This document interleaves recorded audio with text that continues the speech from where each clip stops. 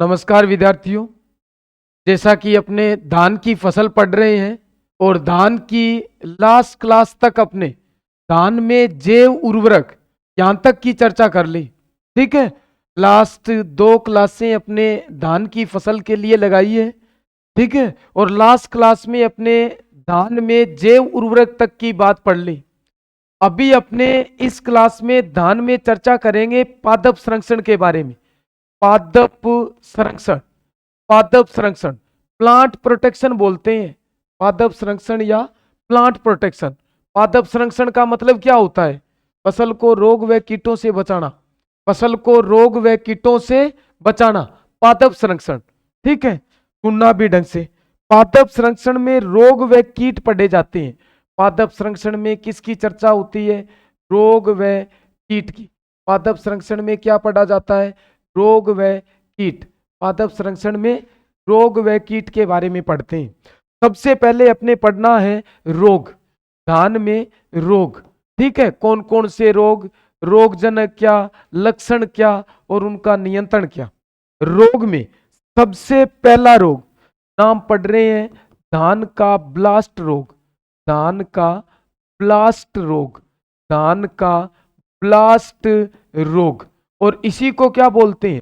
धान का झोंका रोग। धान का ब्लास्ट या धान का झोंका रोग। ठीक है, कोई भी रोग जब अपने पढ़ते हैं तो उसमें सबसे पहले उसका रोगजनक जो पूछा जाता है पेपर में, रोगजनक। कौन सा नाम? रोगजनक। धान के ब्लास्ट रोग का रोगजनक पायरिकुलेरिया ओराइजी। पायरिकुलेरिया ओराइजी। पायरिकुलेरिया ओराइजी। धान के ब्लास्ट रोग का रोगजनक पायरिकुलेरिया ओराइजी कवक। पायरिकुलेरिया ओराइजी कवक। पायरिकुलेरिया ओराइजी कवक। यह धान का मुख्य रोग है। धान का मुख्य प्रमुख रोग। धान का मुख्य रोग है। धान का प्रमुख रोग, मुख्य रोग। ठीक है, इसके बाद इसमें पॉइंट अपने ऐड करना है इंपॉर्टेंट करके। इसे धान का अमीर आदमी का रोग बोलते हैं। अमीर आदमी का रोग। एक गरीब आदमी का रोग भी है, ये अमीर आदमी का रोग है। अमीर आदमी का रोग, ब्लास्ट को क्या बोलते हैं? अमीर आदमी का रोग। अमीर आदमी का रोग। अब इसके बाद में इसके पढ़ने अपने लक्षण। धान के ब्लास्ट रोग के लक्षण कौन कौन से? एक लक्षण तो है पत्तियों पर डायमंड आकार के धब्बे। डायमंड आकार के धब्बे। पत्तियों पर डायमंड आकार के धब्बे दिखाई देते हैं। धब्बे दिखाई देते हैं। पत्तियों पर डायमंड आकार के धब्बे दिखाई देते हैं, डायमंड शेप में। और दूसरा रोटन नेक या नेक ब्लास्ट लक्षण दिखाई देते हैं। रोटन नेक या नेक ब्लास्ट। रोटन नेक या नेक ब्लास्ट, इस लक्षण का नाम आ सकता है। रोटन नेक और नेक ब्लास्ट लक्षण कौन से रोग का प्रमुख लक्षण है? तो ये किसका होगा? ब्लास्ट या झोंका रोग। रोटन नेक, नेक का मतलब गर्दन, रोटन का मतलब सड़ना। जैसे धान का पौधा ऊपर वाला ये पेनिकल वाला पुष्प क्रम वाला हिस्सा जहां पर दाने बनते हैं, ऐसे ये भाग यहां से अलग होकर टूटकर गिर जाता है। मतलब ब्लास्ट रोग में पूरी की पूरी हानि जो होती है वो फसल उत्पादन से संबंधित होती है, इसलिए इसको नाम दिया गया है धान का प्रमुख रोग। इसके बाद इसका नियंत्रण, रोग का नियंत्रण। रोग का नियंत्रण 2 से 3 ग्राम, 2 से 3 ग्राम पर किलोग्राम बीज। 2 से 3 ग्राम पर किलोग्राम बीज मेनकोजेब। 2 से 3 ग्राम पर किलोग्राम बीज मेनकोजेब का प्रयोग। 2 से 3 ग्राम पर किलोग्राम बीज मेनकोजेब का प्रयोग। 2 से 3 ग्राम पर किलोग्राम बीज मेनकोजेब का प्रयोग। ठीक है, ये पहला रोग हो गया धान का ब्लास्ट या झोंका रोग। रोगजनक पायरिकुलेरिया ओराइजी कवक। धान का मुख्य रोग, इसे अमीर आदमी का रोग कहते हैं। लक्षण डायमंड आकार के धब्बे दिखाई देते हैं और रोटन नेक या नेक ब्लास्ट लक्षण दिखाई देते हैं। नियंत्रण के लिए 2 से 3 ग्राम पर किलोग्राम बीज मेनकोजेब का प्रयोग करना चाहिए। ठीक है, नेक्स्ट दूसरा रोग, धान का सेकंड दूसरा रोग। दूसरा रोग पढ़ेंगे अपने बैक्टीरियल ब्लाइट। नाम क्या है? Bacterial blight, bacterial blight, bacterial blight, bacterial blight, BLB जिसको बोलते हैं, बीएलबी या जीवाणु झुलसा, बीएलबी या जीवाणु झुलसा, बीएलबी या जीवाणु झुलसा रोग, बीएलबी या जीवाणु झुलसा रोग। ठीक है, धान का बैक्टीरियल ब्लाइट, बीएलबी या जीवाणु झुलसा रोग। सबसे पहले वही बात, इसमें रोगजनक पढ़ना। सबसे पहले रोग का रोगजनक, रोगजनक कौन है भी? रोगजनक यहाँ पर जीवाणु है, और जीवाणु का नाम Xanthomonas oryzae, Xanthomonas oryzae, Xanthomonas oryzae, Xanthomonas oryzae जीवाणु, ज़ैंथोमोनास ओराइजी जीवाणु, ज़ैंथोमोनास ओराइजी जीवाणु, ज़ैंथोमोनास ओराइजी जीवाणु। ये जो रोग है इसे गरीब आदमी का रोग बोलते हैं, गरीब आदमी का रोग, गरीब आदमी का रोग, गरीब आदमी का रोग। धान का ब्लास्ट अमीर आदमी का रोग, और ये गरीब आदमी का।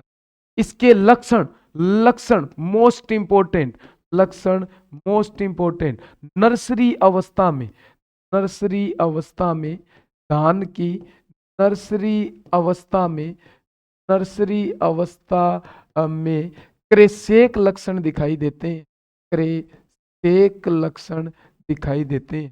धान की नर्सरी अवस्था में क्रेसेक लक्षण, ये याद रखना है, क्रेसेक ऐसे आएगा पेपर में। धान की नर्सरी अवस्था में क्रेसेक लक्षण दिखाई देते हैं, क्रेसेक लक्षण। सर क्रेसेक लक्षण का मतलब कि धान की जो पौध होती है ना, वो नर्सरी अवस्था में सूखने लगती है, और नर्सरी अवस्था में धान की पौध का सूखना कौन सा लक्षण बनता है? क्रेसेक लक्षण, क्रेसेक लक्षण। और इसका नियंत्रण, नियंत्रण, नियंत्रण जब अपने करेंगे तो क्या करना है? स्टेप्टोसाइक्लिन, स्टेप्टोसाइक्लिन,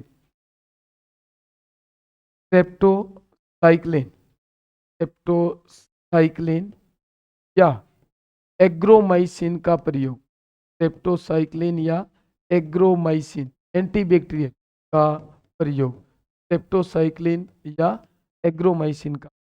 ठीक है, फिर इसके बाद में तीसरा रोग, तीसरा, तीसरा रोग नाम ब्राउन लीफ स्पॉट या धान का भूरी पत्ती धब्बा रोग, धान का भूरी पत्ती धब्बा रोग, धान का भूरी पत्ती धब्बा रोग।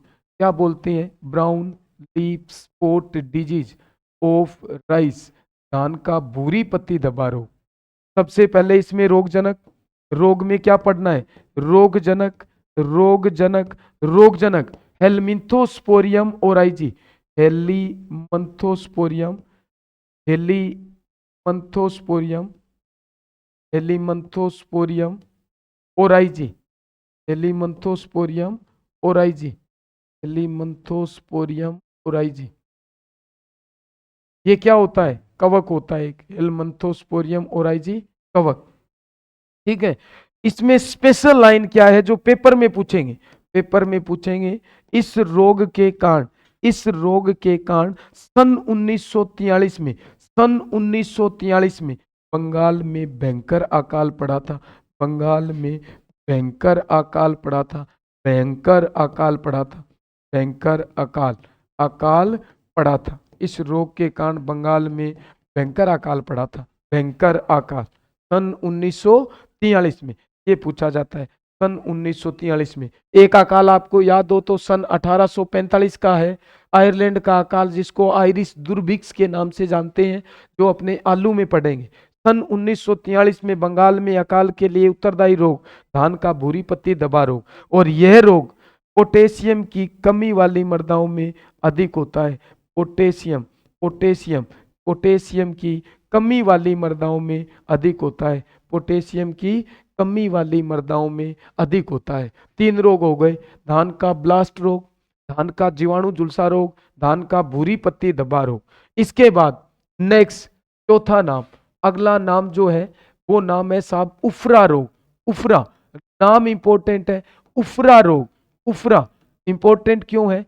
क्योंकि सूत्रकृमि जनित रोग है ये, सूत्रकृमि, सूत्रकृमि जनित रोग। अभी अपने क्या पढ़ रहे थे? अभी अपने पढ़ रहे थे जीवाणु और कवक द्वारा जनित रोग, और ये कौन सा है? सूत्रकृमि जनित रोग। और यहाँ पर जो सूत्रकृमि है उसका नाम क्या है? सूत्रकृमि का नाम डाइटिलेंकस, डाइटिलेंकस, डाइटिलेंकस, डाइटिलेंकस अंगस्टस, अंगस्टस, डाइटिलेंकस अंगस्टस, ये सूत्रकृमि का डाइटिलेंकस अंगस्टस, डाइटिलेंकस अंगस्टस, डाइटिलेंकस अंगस्टस। फिर इसके बाद में अगला नाम धान का भूरापन, धान का भूरापन, धान का भूरापन, भूरापन को क्या बोलते हैं? ब्राउनिंग ऑफ राइस, धान का भूरापन, browning of rice, browning of rice, धान का भूरापन, ब्राउनिंग ऑफ राइस, धान का भूरापन, ब्राउनिंग ऑफ राइस। धान का भूरापन रोग जो है ना, वो किसके कारण होता है? आयरन की अधिकता के कारण, आयरन की अधिकता के कारण, आयरन की अधिकता के कारण, आयरन की अधिकता के कारण धान का भूरापन रोग। मोस्ट इंपोर्टेंट है फेरस टॉक्सिसिटी, आयरन की अधिकता के कारण धान में कौन सा रोग होता है? भूरापन रोग होता है। कौन सा रोग? भूरापन रोग, आयरन की अधिकता के कारण। और इसे सफेद आंख के नाम से जाना जाता है, धान का सफेद आंख, धान का सफेद आंख, वाइट आई, वाइट आई, धान का सफेद आंख, वाइट आई डिजीज के नाम से जानते हैं। ठीक है, फिर इसके बाद में अगला नाम, नाम पढ़ना है अपने अकोची। कौन सा नाम? अकोची रोग। कौन सा नाम? अकोची, धान का अकोची रोग, धान का अकोची रोग, अकोची रोग, धान का अकोची रोग, ये नाम भी पेपर में आता है, धान का अकोची रोग, धान का अकोची रोग। अकोची रोग में आप लोगों को क्या याद करना है? यह रोग जो है ना H2S, H2S, H2S hydrogen sulphide की अधिकता के कारण होता है, अधिकता के कारण होता है। किसके कारण? अधिकता के कारण, हाइड्रोजन सल्फाइड की अधिकता के कारण, H2S की अधिकता के कारण पूछा जाता है भी। धान का अकोची रोग, धान का अकोची रोग H2S की अधिकता के कारण। ठीक है, कौन कौन से रोग हो गए? सबसे पहले धान का ब्लास्ट या जोंका रोग, दूसरा धान का बैक्टीरियल ब्लाइट जीवाणु झुलसा रोग, तीसरा धान का भूरी पत्ती धब्बा रोग, चौथा धान का उफरा रोग, पांचवा धान का भूरापन रोग, ब्राउनिंग ऑफ राइस, फिर इसके बाद में धान का अकोची रोग। ठीक है, और इसके बाद में सबसे इंपॉर्टेंट रोग जो है, सबसे इंपॉर्टेंट रोग जो है धान का, वो कौन सा है? सबसे इंपॉर्टेंट, ठीक है, नाम धान का खेरा रोग, धान का खेरा रोग, धान का खेरा रोग, धान का खेरा रोग। ठीक है, खेरा रोग, धान का खेरा रोग। ठीक है, धान के खेरा रोग को आयरन रस्ट के नाम से जानते हैं साहब, आयरन रस्ट, धान का खेरा रोग, आयरन रस्ट, आयरन रस्ट, धान का खेरा रोग क्या कहलाता है? Iron rust. लक्षण क्या है इसके? मतलब पौधे की पत्तियों पर जो धब्बे बढ़ेंगे वो लोहे पर जंग के समान दिखाई देते हैं, इसलिए इसका नाम क्या रखा है? Iron rust. यह जिंक की कमी, यह जिंक की कमी, यह जिंक की कमी व फास्फोरस की अधिकता के कारण होता है, जिंक की कमी व फास्फोरस की अधिकता के कारण। जिंक की कमी सबको याद है, यहां पर नोट कर लेना, जिंक की कमी व फास्फोरस की अधिकता के कारण होता है। ठीक है, इसके बाद में खोज, इस रोग की खोज अति महत्वपूर्ण, अति महत्वपूर्ण है। इस रोग की खोज वाईएल नेने द्वारा, वाईएल नेने द्वारा, ठीक है, यशवंत लक्ष्मण नेने, वाईएल नेने द्वारा, वाईएल नेने द्वारा 1966 में पंतनगर, पंतनगर उत्तराखंड में की गई, पंतनगर उत्तराखंड में की गई, वाईएल नेने द्वारा 1966 में पंतनगर उत्तराखंड में की गई। रोग का नियंत्रण, रोग का नियंत्रण, रोग का नियंत्रण करोगे तो क्या करना है? अगर फसल बुआई से पहले संभावना लगे तो 25 किलोग्राम, 25 किलोग्राम प्रति हेक्टेयर जिंक सल्फेट, 25 किलोग्राम प्रति हेक्टेयर जिंक सल्फेट का प्रयोग, प्रति हेक्टेयर जिंक सल्फेट का प्रयोग। और खड़ी फसल में अगर हो जाए तो 0.5% ZnSO4 का घोल स्प्रे करें। ZnSO4 का घोल स्प्रे करें, घोल स्प्रे करें। ठीक है, ये धान के रोग। इसके बाद में अभी अपने पढ़ेंगे कीट, फिर उपज। धान में टोटल 7 रोग पढ़ लिए अपने। ठीक है, लास्ट ये खेरा रोग पेपर में पूछा ही जाता है। आयरन रस्ट के नाम से जानते हैं, जिंक की कमी, कमी सबको याद है, फास्फोरस की अधिकता आपको पढ़ना पड़ेगा। खोज वाईएल नेने द्वारा 1966 पंतनगर उत्तराखंड में की गई। नियंत्रण 25 किलोग्राम प्रति हेक्टेयर ZnSO4 का प्रयोग या 0.5% ZnSO4 के घोल का स्प्रे करना चाहिए। ये धान के मुख्य मुख्य रोग हो गए। इसके बाद धान के कीट क्या पढ़ना है, धान के कीट। ठीक है, धान में कीट पढ़ने, कीट, कीट कौन कौन से हैं? सबसे पहले नाम तना छेदक, तना छेदक, तना छेदक, स्टेम बोरर बोलते हैं साहब, स्टेम बोरर, तना छेदक या स्टेम बोरर, तना छेदक या स्टेम बोरर। सबसे पहले कीट में साइंटिफिक नेम, कीट का साइंटिफिक नेम, वैज्ञानिक नाम, इसका नाम है ट्राइपोराइजा, ट्राइपोराइजा इनसेर्टुलस, ट्राइपोराइजा इनसेर्टुलस, ट्राइपोराइजा इनसेर्टुलस, ट्राइपोराइजा इनसेर्टुलस, ट्राइपोराइजा इनसेर्टुलस, ये नाम है इसका तना छेदक का। तना छेदक कीट करता क्या है?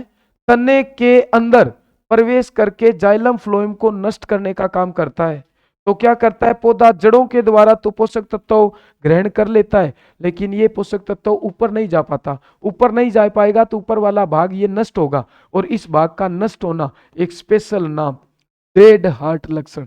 कौन सा नाम? डेड हार्ट लक्षण, डेड हार्ट लक्षण। मोस्ट इंपोर्टेंट लाइन है ये। कौन सा कीट डेड हार्ट लक्षण उत्पन्न करता है? तना छेदक। फसल कोई भी हो, भले मक्का, जवार, बाजरा, गन्ना, कोई भी फसल जहां पर डेड हार्ट लक्षण उत्पन्न होगा वहां पर उत्तरदायी कीट कौन सा माना जाएगा?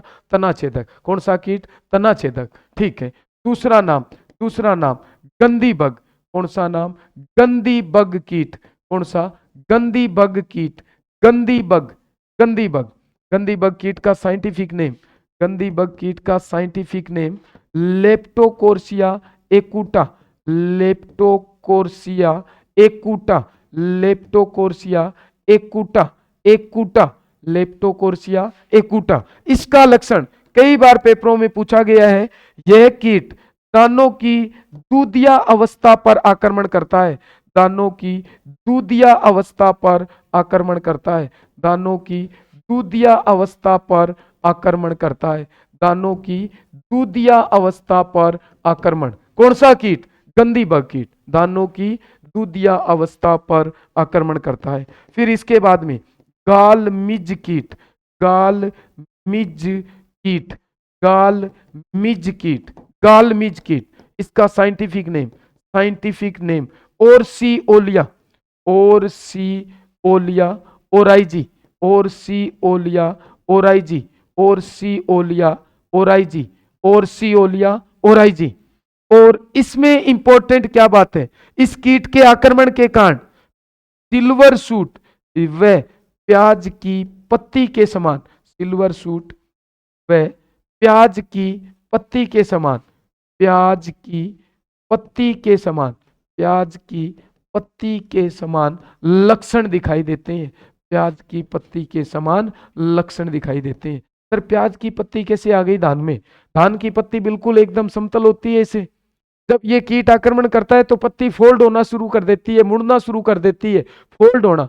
जैसे प्याज की पत्ती देखी होगी पाइप के जैसी होती है, वैसी हो जाती है, मतलब बिल्कुल मुड़ जाती है, फोल्ड हो जाती है प्याज की पत्ती। सिल्वर सूट का मतलब धान के खेत को दूर से देखने पर नीचे वाला जो हिस्सा है ना, पौधे का तना जो है वहां पर सिल्वर जैसे धब्बे बने हुए आपको दिखाई देते हैं। सिल्वर सूट व प्याज की पत्ती के समान लक्षण दिखाई देते हैं। तना छेदक, गंदी बग, गालमिज, डेड हार्ट लक्षण, दूधिया अवस्था, सिल्वर सूट और प्याज की पत्ती के समान लक्षण। ठीक है, फिर इसके बाद अगला नेक्स्ट कीट 4 नंबर चौथा कीट 4 नंबर पढ़ना है rice hispa, rice hispa, rice hispa, rice hispa. Rice hispa का scientific name, scientific name Dicladispa, डाइक्लो Dicladispa, Dicladispa oryzae, Dicladispa oryzae, Dicladispa oryzae, rice hispa, Dicladispa oryzae. सिर्फ नाम नाम याद रखना है। अब जो दो अपने पढ़ेंगे, दो अपने पढ़ेंगे वो मोस्ट इंपोर्टेंट है साहब। एक तो है बीपीएच, बीपीएच, और एक नाम है जीएलएच, जीएलएच, बीपीएच और जीएलएच। पहले तो इन दोनों का नाम, बीपीएच को क्या बोला, brown plant hopper, brown plant hopper, brown plant hopper, BPH का पूरा नाम ब्राउन प्लांट होपर, और इसका पूरा नाम green leaf hopper, green leaf hopper, brown plant hopper और green leaf hopper, brown plant hopper और ग्रीन लीफ होपर। ये तो पूरे नाम है इनके जो आपको याद रखनी है। कहीं ब्राउन लीफ होपर कर दो और ग्रीन प्लांट होपर कर दो, ऐसा नहीं चलेगा। पीपीएच का साइंटिफिक नेम, पीपीएच का नाम नीला पारवाटा, नीला पारवाटा लूजेंस, नीला पारवाटा लूजेंस, नीला पारवाटा लूजेंस, नीला पारवाटा लूजेंस, नीला पारवाटा लूजेंस। ठीक है, नेक्स्ट, इस कीट का साइंटिफिक नेम, इसका नाम निफोटेटिक्स, निफोटेटिक्स, टेटिक्स वीरेसेंस, वीरेसेंस, निफोटेटिक्स वीरेसेंस, निफोटेटिक्स वीरेसेंस। अब सुनो बात, इंपॉर्टेंट लाइन ये है, ये जो ब्राउन प्लांट ऊपर है ना, ये धान के ग्रासी स्टंट, धान के ग्रासी स्टंट, धान के ग्रासी स्टंट वायरस रोग का, वायरस रोग का रोग वाहक है, वायरस रोग का रोग वाहक है। विधान में एक ग्रासी स्टंट नामक रोग होता है वायरस के द्वारा। किसके द्वारा, वायरस के द्वारा। इस वायरस जनित रोग का रोग वाहक कौन है, बीपीएच। सीधा प्रश्न आता है। और इस कीट के कारण धान के खेत में होपर बर्न लक्षण दिखाई देते हैं। मतलब ये कीट आक्रमण करता है तो पौधे ऊपर से जले हुए दिखाई देते हैं। जलाया किसने है, होपर ने। तो इस कारण इस लक्षण का नाम क्या रख दिया, होपर बर्न लक्षण दिखाई देना। कौन से लक्षण, होपर बर्न लक्षण दिखाई देना, होपर बर्न लक्षण दिखाई देना। ठीक है, ये इसमें इंपॉर्टेंट क्या है, DLH ग्रीन लीफ होपर निफोटेटिक्स वीरेसेंस नाम का जो कीट है ना, यह धान के टुंगरो वायरस, धान के टुंगरो वायरस, धान के टुंगरो वायरस रोग का रोग वाहक है, रोग का रोग वाहक है, रोग वाहक है, रोग वाहक है। ठीक है, फिर इसके बाद ये कीट हो गए कितने, टोटल 6। सबसे पहले नाम स्टेम बोरर, दूसरा गंदी बग, तीसरा गालमीज, राइस इस्पा, बीपीएच, जीएलएच। नेक्स्ट इसके बाद में धान की उपज, धान की उपज, उपज, उपज 3 पढ़नी है। एक तो सामान्य पढ़नी है, सामान्य उपज, सामान्य उपज। ठीक है, दूसरा असिंचित क्षेत्रों में, असिंचित क्षेत्रों में, असिंचित क्षेत्रों। ठीक है, तीसरा, तीसरा नाम सिंचित क्षेत्रों में। कौन सा नाम, सिंचित क्षेत्रों में, असिंचित क्षेत्रों में, सिंचित क्षेत्रों में, सिंचित क्षेत्रों में, असिंचित क्षेत्रों में और सिंचित क्षेत्रों में। कितनी उपज होती है, सामान्य उपज 25 से 30 क्विंटल प्रति हेक्टेयर, 25 से 30 क्विंटल प्रति हेक्टेयर। असिंचित क्षेत्रों में 35 से 40 क्विंटल प्रति हेक्टेयर और सिंचित क्षेत्रों में 50 से 60 क्विंटल प्रति हेक्टेयर, 50 से 60 क्विंटल प्रति हेक्टेयर, 50 से 60 क्विंटल प्रति हेक्टेयर। फिर इसके बाद में एक अपने स्पेशल नाम पढ़ते हैं, स्पेशल नाम। कौन सा नाम, बैंगनी चावल। कौन सा नाम, बैंगनी चावल, बैंगनी चावल। कौन सा नाम, बैंगनी चावल। Purple rice, purple rice. चावल का बैंगनी रंग जो है ना वो एंथोसाइनिन वर्ण के कारण होता है। एंथोसाइनिन, एंथोसाइनिन वर्ण के कारण, वर्ण के कारण, एंथोसाइनिन वर्ण के कारण चावल का बैंगनी रंग होता है। बैंगनी चावल में विटामिन, विटामिन ई व आयरन की अधिकता होती है। विटामिन ई व आयरन की अधिकता होती है। विटामिन ई व आयरन की अधिकता होती है। इसकी किस्में, बैंगनी चावल की किस्में दो पढ़ोगे, एक तो नाम Indonesian black, Indonesian black, Indonesian black, Indonesian black, और दूसरा नाम थाई जैस्मिन ब्लैक। कौन सा? Thai jasmine black, Indonesian black और Thai jasmine black, Thai jasmine black, ये दो किस्में हैं। और मुख्यतः मणिपुर में उगाया जाता है। ये कहां पर उगाया जाता है? मणिपुर में उगाया जाता है। मणिपुर में उगाया जाता है। मणिपुर में उगाया जाता है। ठीक है। उपज बैंगनी चावल। फिर इसके बाद में नेक्स्ट अपने बैंगनी चावल के बाद में धान से संबंधित दो तीन लाइनें हैं। एक तो अपने नाम पढ़ते हैं ड्रम कल्चर तकनीक। कौन सा नाम? ड्रम कल्चर तकनीक। धान में ड्रम कल्चर तकनीक संबंध किससे है? जल बचत। धान में ड्रम कल्चर तकनीक का प्रयोग किसके लिए किया जाता है? जल बचत हेतु किया जाता है। ड्रम कल्चर तकनीक का प्रयोग किसके लिए किया जाता है? जल बचत के लिए किया जाता है। एक अपने पढ़ते हैं वी आकार की खेती। वी आकार की खेती किससे संबंधित है? धान से।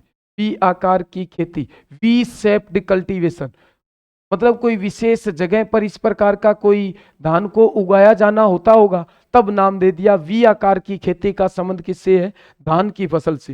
वी आकार की खेती। और तीसरा नाम रोप पुलिंग। कौन सा नाम? रोप पुलिंग।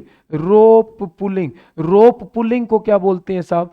रोप पुलिंग, फ्लैग लीफ को हटाना, फ्लैग लीफ को हटाना, फ्लैग लीफ को हटाना। रोप पुलिंग का मतलब क्या है? फ्लैग लीफ को हटाना, फ्लैग लीफ को हटाना, फ्लैग लीफ को हटाना। ड्रम कल्चर तकनीक का संबंध किससे है? धान में जल बचत से। वी आकार की खेती का संबंध कौन सी फसल? धान की फसल। रोप पुलिंग, रोप पुलिंग का मतलब धान में फ्लैग लीफ को हटाना। एक बात सुनना, अभी चर्चा एक स्पेशल धान में चल रही है, नाम पढ़ रहे हैं अपने एलसीसी। कौन सा नाम? एलसीसी। ठीक है, इंपॉर्टेंट में लिखवा रहे हैं एलसीसी। एलसीसी का पूरा नाम पहले तो leaf colour chart, leaf colour chart, leaf colour chart, LCC, leaf colour chart. LCC का प्रयोग कौन सी फसल में किया जाता है?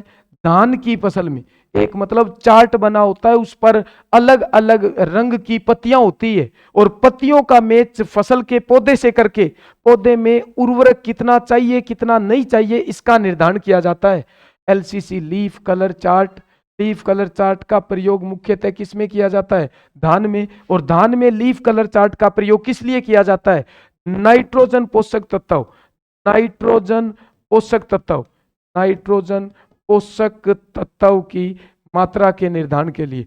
नाइट्रोजन पोषक तत्व की मात्रा के निर्धारण हेतु, नाइट्रोजन पोषक तत्व की मात्रा के निर्धारण हेतु इस एलसीसी का प्रयोग किया जाता है। पेपर में आ सकता है भी। एलसीसी क्या है? Leaf colour chart. प्रयोग कहाँ किया जाता है? धान में। किसके लिए? नाइट्रोजन पोषक तत्व की मात्रा के निर्धारण के लिए। ठीक है, लास्ट बात, अब धान फसल में लास्ट पॉइंट है धान का प्रसंस्करण। धान का प्रसंस्करण, ठीक है, या प्रोसेसिंग। धान का प्रसंस्करण, ठीक है, प्रोसेसिंग ऑफ पेडी, धान का प्रसंस्करण। सबसे पहले आप बोलते हो कि सर धान क्या है? तो धान की बात अगर अपने करें तो धान चावल प्लस हल, चावल प्लस हल। सर हल क्या होता है? हल, हल आपने पढ़ा है साहब, लेमा और पेलिया, लेमा और पेलिया, लेमा प्लस पेलिया, दोनों को क्या बोलते हैं? हल। और ये सूखे छिलके होते हैं, सूखे छिलके, जो दाने के ऊपर पाए जाते हैं, सूखे छिलके। धान किसको बोलते हैं? जब चावल के ऊपर हल होता है तो धान बोला जाता है। हल क्या होता है? लेमा और पेलिया, यानी सूखे छिलके जो होते हैं दानों के ऊपर पाए जाने वाले। अब अपने नाम पढ़ेंगे। डी हलिंग। कौन सा नाम? डी हलिंग। डी हलिंग। डी हलिंग का मतलब हल को हटाना। डी हलिंग का मतलब हल को हटाना। डी हलिंग का मतलब हल को हटाना। धान का हलिंग प्रतिशत, हलिंग प्रतिशत पेपर में पक्का पूछा जाता है। हलिंग प्रतिशत 66%, 2/3, 66%। धान का हलिंग प्रतिशत 66, मतलब 100 किलोग्राम आपके पास दाना है तो लगभग 66 किलोग्राम आपको भूरा चावल और 33 किलोग्राम आपको छिलका, सूखा छिलका मिलेगा। हलिंग प्रतिशत, ठीक है। हलिंग करने के बाद भी भूरा चावल ही रहता है, ठीक है। सफेद पॉलिशिंग के बाद मिलता है। हलिंग के बाद भूरा चावल ही रहता है। जब अपने हलिंग कर देते हैं ना, हलिंग कर देते हैं तो इसके बाद अपने पॉलिशिंग करनी पड़ती है। हलिंग के बाद क्या करना पड़ता है? पॉलिशिंग। कौन सा नाम? पॉलिशिंग। पॉलिशिंग, ठीक है। हलिंग के बाद क्या करनी पड़ती है? पॉलिशिंग, ठीक है। पॉलिशिंग करनी पड़ती है। पॉलिशिंग, पॉलिशिंग का मतलब दाने के ऊपर, दाने के ऊपर एल्यूरोनिक परत को हटाना। एल्यूरोनिक परत को हटाना। दाने के ऊपर स्थित या दाने पर इस उपस्थित एल्यूरोनिक परत को हटाना। एल्यूरोनिक परत को हटाना क्या कहलाता है? पॉलिशिंग। एल्यूरोनिक परत को हटाना, नाम याद रख लेना, एल्यूरोनिक परत को हटाना। धान का मिलिंग प्रतिशत, धान का मिलिंग प्रतिशत, धान का मिलिंग प्रतिशत कितना होता है साहब? 60% होता है। हलिंग प्रतिशत सबसे इंपॉर्टेंट है, 66%, और मिलिंग कितना होता है? 60%। अब मेरी बात सुनना, एक बोलते हैं कि जब धान में पॉलिशिंग की जाती है यानी एल्यूरोनिक परत को हटाया जाता है तो धान के दानों में विटामिन बी की कमी हो जाती है। हो सकता है एल्यूरोनिक परत में विटामिन बी की अधिकता हो, जैसे ही आप इसको उखाड़ोगे तो दाने में क्या हो जाएगी? विटामिन बी की कमी हो जाएगी। तो इस विटामिन बी को धान के दाने में संरक्षित रखने के लिए एक विशेष प्रकार का उपचार किया जाता है जिसको आप नाम देते हो पार बॉइलिंग। कौन सा नाम? पार बॉइलिंग। कौन सा नाम? पार बॉइलिंग। पार बॉइलिंग क्या होता है सर? दानों का जल तापीय उपचार। धान के दानों का, धान के दानों का जल तापीय उपचार। धान के दानों का जल तापीय उपचार। धान के दानों का जल तापीय उपचार। धान के दानों का जल तापीय उपचार इंग्लिश में क्या बोलते हैं? Hydrothermal treatment. Hydrothermal treatment. Hydrothermal treatment. Hydrothermal treatment. Hydrothermal treatment बोलते हैं। क्यों किया जाता है? उद्देश्य क्या है इसका? उद्देश्य, उद्देश्य क्या है? उद्देश्य हाइड्रोथर्मल ट्रीटमेंट भी, जब आप एल्यूरोनिक परत हटाते हो तो विटामिन बी की कमी हो जाती है, तो क्या करेगा ये? विटामिन बी का, विटामिन बी का संरक्षण, विटामिन बी का संरक्षण, विटामिन बी का संरक्षण, और मुख्यतः मुख्यतः मुख्यतः विटामिन B12, मुख्यतः vitamin B12, vitamin B12, vitamin B12 का नाम साइनोकोबालामिन, ठीक है। मुख्यतः विटामिन B12 का संरक्षण किया जाता है, ठीक। ये अपना धान कंप्लीट हो गया। धन्यवाद।